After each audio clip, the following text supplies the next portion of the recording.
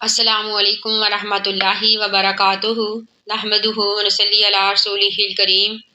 اما بعد فاعوذ باللہ من الشیطان الرجیم بسم اللہ الرحمن الرحیم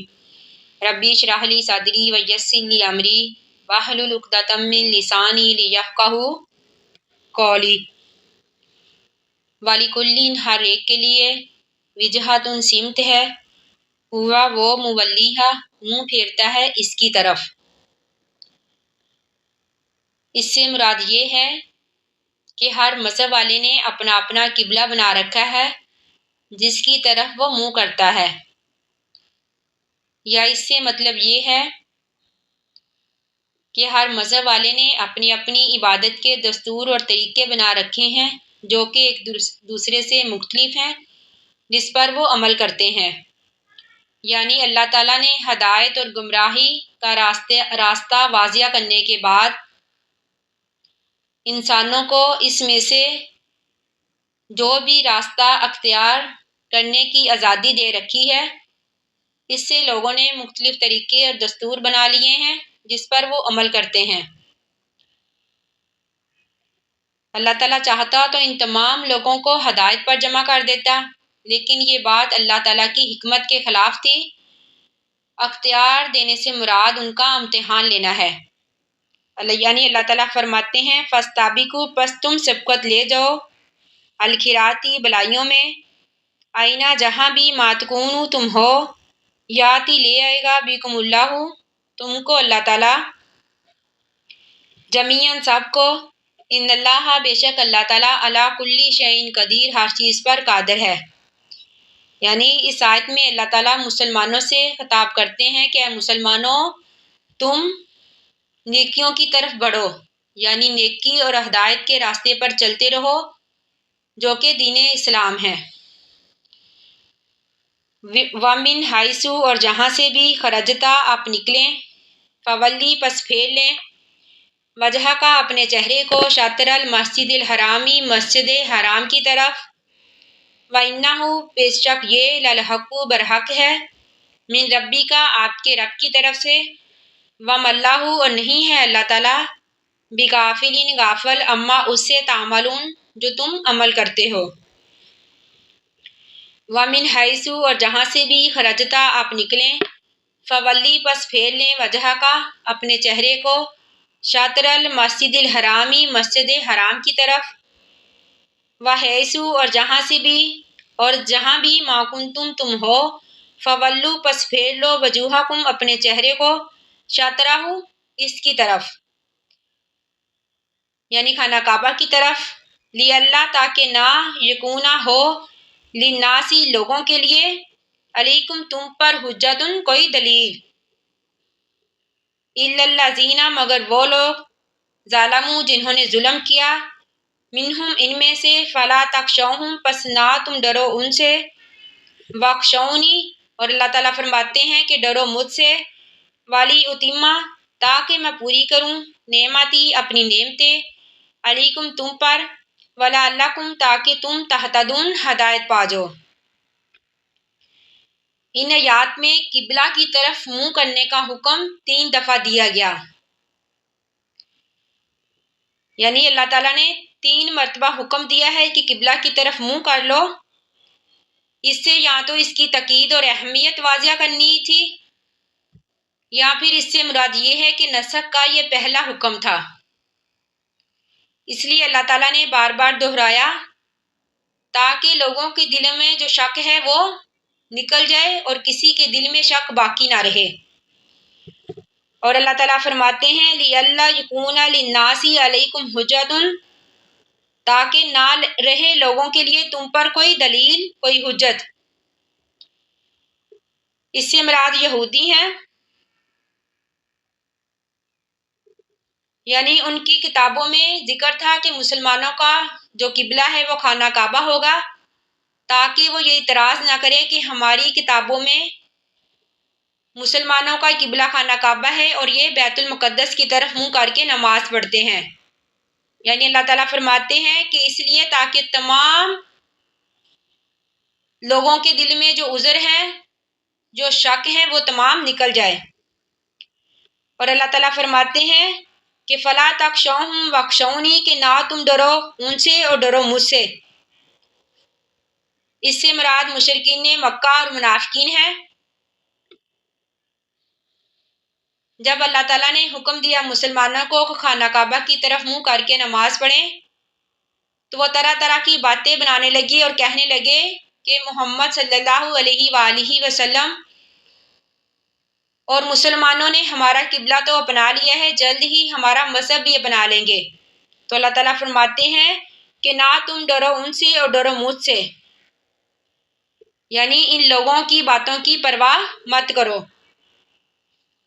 اللہ تعالیٰ فرماتے ہیں کما جیسا کہ ارسلنا بھیجا ہم نے فیکم تم میں، رسولن رسول منکم تمہیں میں سے، یتلو پڑھتا ہے علیکم تم پر آیاتنا ہماری آیات، وَيُزَكِّيكُمْ اور پاک کرتا ہے تم کو، وَيُعَلِّمُكُمُ الْكِتَابَ وَيُعَلِّمُكُمْ اور سکھاتا ہے تم کو الکتابہ کتاب، والحکمت اور حکمت،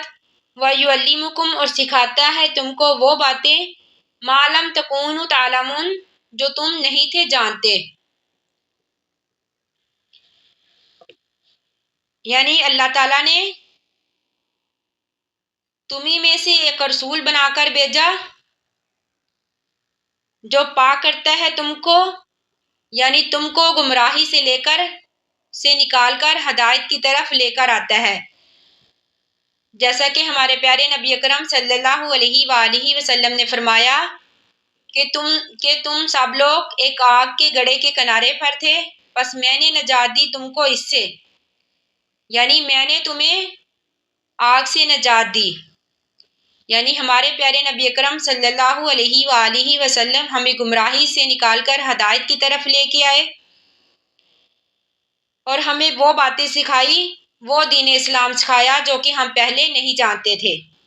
اللہ تعالیٰ فرماتے ہیں فَاذْكُرُونِی یاد کرو مجھ کو، اذکرکم میں بھی تمہیں یاد کروں گا، واشکروا لی اور شکر ادا کرو میرا، فلا تکفرون اور نہ میری ناشکری کرو۔ یعنی اللہ تعالیٰ کی نعمتوں پر اللہ تعالیٰ کا شکر ادا کرنا، یعنی اگر ہمارے پاس کوئی بھی نعمت ہے تو وہ اللہ تعالیٰ کی عطا کردہ ہے، اس پر ہمیں غرور اور تکبر نہیں کرنا چاہیے بلکہ اللہ تعالیٰ کا شکر ادا کرنا چاہیے۔ اللہ تعالیٰ فرماتے ہیں فَاذْكُرُونِی یاد کرو مجھ کو، اذکرکم میں بھی تمہیں یاد کروں گا۔ اس سے مراد اللہ تعالیٰ کی تسبیح کرنا، استغفار کرنا، ہمیشہ اللہ تعالیٰ کو یاد کرنا۔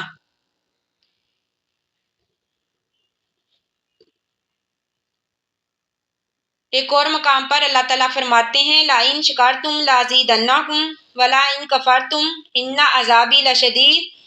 کہ اگر تم میرا شکر ادا کرو گے تو میں تمہیں پہلے سے بھی زیادہ دوں گا، لیکن اگر تم میری ناشکری کرو گے تو میرا عذاب بہت ہی سخت عذاب ہے۔